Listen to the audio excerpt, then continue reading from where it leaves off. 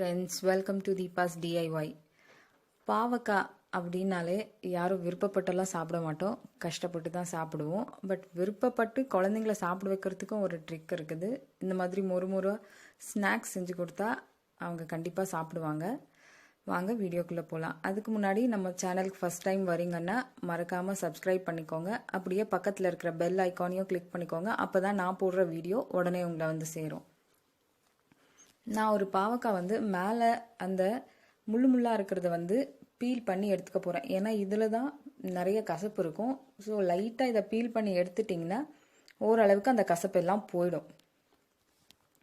ஏன்னா நம்ம பீல் பண்ணாமல் கூட சாப்பிடலாம், ஒன்றும் பிரச்சனை இல்லை. பெரியவங்களுக்கு சாப்பிட்றீங்கன்னா அது பீல் பண்ண வேண்டியதில்லை. குழந்தைங்க கொடுக்குறீங்க அப்படின்னா கொஞ்சம் பீல் பண்ணிட்டிங்கன்னா கசப்பு போயிடும், அவ்வளோதான்.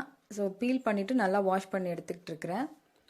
இதை நம்ம இப்போது தின் ஸ்லைசஸாக கட் பண்ணிக்க போகிறோம். உங்களால் எவ்வளோ மெலிசாக கட் பண்ண முடியுமோ அவ்வளோ மெலிசாக கட் பண்ணிக்கோங்க.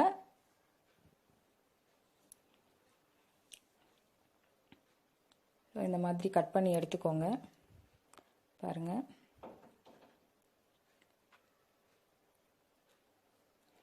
ஸோ கட் பண்ணிக்கிட்ட அப்புறம் நம்ம இது உள்ளே இருக்கிற இந்த ஸ்பாஞ்ச் மாதிரி இருக்கிறதும் அப்புறம் உள்ளே இருக்கிற விதையும் எல்லாத்தையும் வெளில எடுத்துகிட போகிறோம்.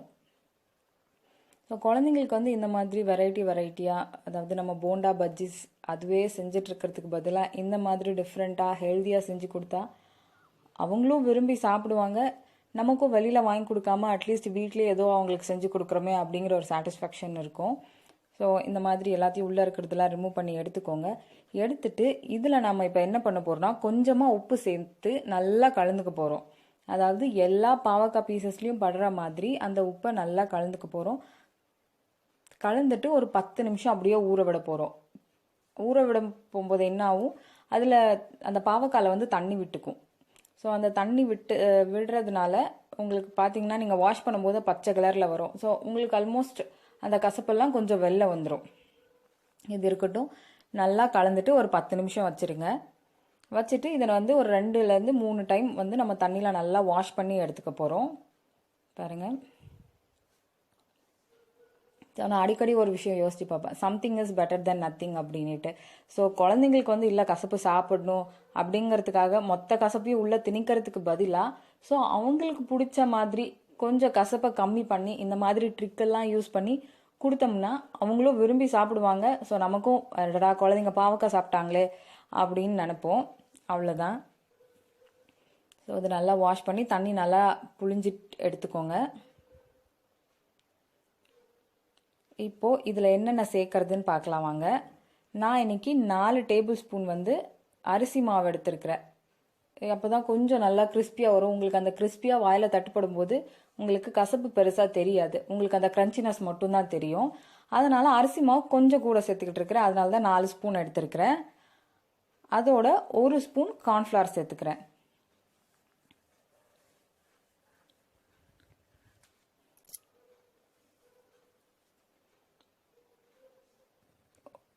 கொஞ்சம் மஞ்சள் பொடி சேர்த்துக்கலாம். மஞ்சள் பொடி வேணும்னா சேர்த்துக்கலாம், பட் சேர்த்துக்கிட்டா ரொம்ப நல்லது. ஒரு 1/4 டீஸ்பூன் மஞ்சள் பொடி சேர்த்துருக்கிறேன். 1 டீஸ்பூன் மிளகாய்த்தூள், 1 டீஸ்பூன் தனியாத்தூள், அப்புறம் 1 டீஸ்பூன் கரம் மசாலா. கரம் மசாலா ஆப்ஷனல் தான், நீங்கள் வேணும்னா சேர்த்துக்கலாம், இல்லைன்னா ஸ்கிப் பண்ணிடலாம், ஒன்றும் பிரச்சனை இல்லை. கரம் மசாலா சேர்த்துக்கிட்டிங்கன்னா இன்னும் கொஞ்சம் உங்களுக்கு டேஸ்ட் ரொம்ப நல்லா இருக்கும். அதனால நான் கரம் மசாலா சேர்த்துக்கிறேன். இல்லை எனக்கு கரம் மசாலா ஒருத்தருக்கு கரம் மசாலா டேஸ்ட் பிடிக்காது, வேண்டாம் அப்படின்னா நீங்கள் ஸ்கிப் பண்ணிக்கலாம். அதோட நான் 2 ஸ்பூன் கடலை மாவு சேர்த்துக்க போகிறேன். தேவையான அளவு உப்பு சேர்த்துட்டு 2 ஸ்பூன் கடலை மாவு சேர்த்துக்கோங்க. அவ்வளோதான். நம்ம கடலை மாவு சேர்த்துட்டு நல்லா கலந்து விட்டுக்க போகிறோம். இதில் முதல்ல இனிஷியலாக தண்ணி ஊற்றி கலந்துக்காதீங்க. ஏன்னா நம்ம தண்ணியில் வாஷ் பண்ணியிருக்கிறதுனால ஆல்ரெடி பாவக்காயில் தண்ணி இருக்கும்.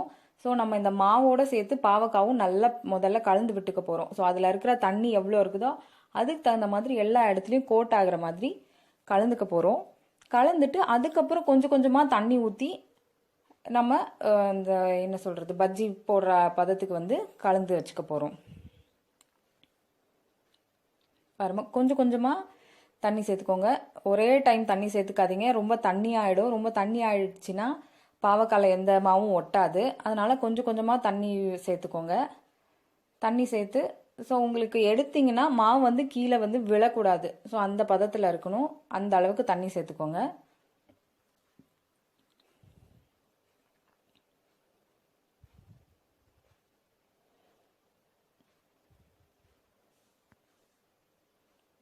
பாருங்கள், ரெடி ஆகிடுச்சு நம்ம மிக்சரு. இப்போ இதை பொரித்து எடுக்க வேண்டியது தான். எண்ணெய் சூடு பண்ணிக்கலாம். நான் இன்றைக்கி வந்து ரைஸ் பிரான் ஆயில் எடுத்துருக்கிறேன். உங்களுக்கு என்ன வேணுமோ அதை எடுத்துக்கலாம். நீங்கள் எண்ணெய் நல்லா சூடானப்புறம் நம்ம இதை வந்து ஒவ்வொரு பீஸாக போட போகிறோம். மொத்தமாக எடுத்து போட்டோம்னா பக்கோடா மாதிரி ஆகிடும். நீங்கள் அப்புறம் பிரித்து விடும் போது உள்ளே சரியாக வெந்திருக்காது. அப்புறம் மாவெல்லாம் பிரிஞ்சிட்டு வந்துடும். அதனால கொஞ்சம் சிரமம் பார்க்காம ஒவ்வொரு பீஸாக எடுத்து புல்ல போட்டு பொரிச்சுக்க போகிறோம். மீடியம் ஃப்ளேமில் வச்சு பொரிச்சுக்கோங்க. ஏன்னா நீங்கள் ஹை ஃப்ளேமில் வச்சு பொரிச்சிங்கன்னா மேலே இருக்கிறதெல்லாம் கரிஞ்சி உள்ளே வேகாது, அப்படியே பச்சையாகவே இருக்கும். அப்புறம் கசப்பு ரொம்பவே ஜாஸ்தியாக தெரியும். அதனால மீடியம் ஃப்ளேமில் வச்சு குக் பண்ணிக்கோங்க. முடிஞ்ச வரைக்கும் குழந்தைங்களுக்கு வந்து வெளியே வாங்கி கொடுக்கறது, நம்ம இந்த பேண்டமிக் அப்புறமா வெளியில் வாங்குறதுக்கு பயப்படுறோம். பட் அதுவுமே ஒரு நல்ல, என்ன சொல்கிறது, ஒரு நல்ல விஷயந்தான். நம்ம அதனால தான் வீட்டில் டிஃப்ரெண்ட்டாக குழந்தைங்களுக்கு செஞ்சு கொடுக்கணும் அப்படின்னு நமக்கு தோணுது.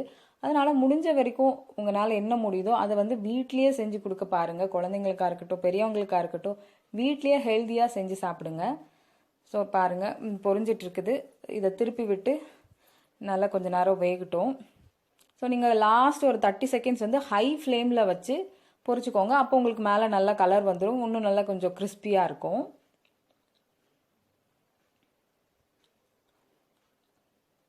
பாருங்கள், ரெடி ஆகிடுச்சு நம்மளோட பிட்டர்கார்ட் ட்ரிங்க்ஸ்.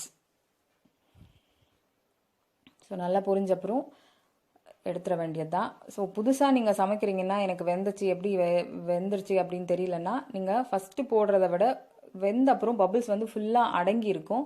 ஸோ அந்த பபிள்ஸ் எப்போ அடங்குதோ அப்போ நீங்கள் வெளியில் எடுத்துடலாம். ஸோ இது ஆல்மோஸ்ட் ரெடி ஆகிடுச்சு. அவ்வளோதான், நம்ம வெளில எடுத்துடலாம்.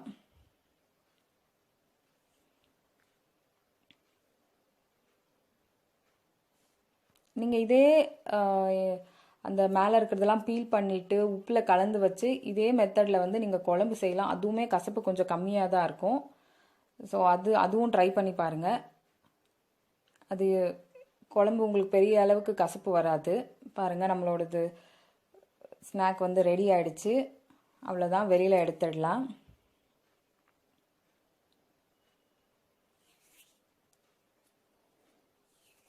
பாருங்கள், உடைச்ச உடனே டப்புன்னு உடையுது பாருங்கள். ஸோ அந்த அளவுக்கு நம்ம கிறிஸ்பியாக இருக்குது அரிசி மாவு சேர்த்துக்கிட்டதுனால. நீங்கள் வீட்டில் இதை ட்ரை பண்ணுங்கள். ட்ரை பண்ணி குழந்தைங்களுக்கு கொடுங்க. இந்த வீடியோ பிடிச்சிருந்ததுன்னா லைக் பண்ணுங்கள், உங்கள் ஃப்ரெண்ட்ஸோட ஷேர் பண்ணுங்கள். நான் மறுபடியும் இன்னொரு வீடியோவில் உங்களை பார்க்குறேன். பாய்.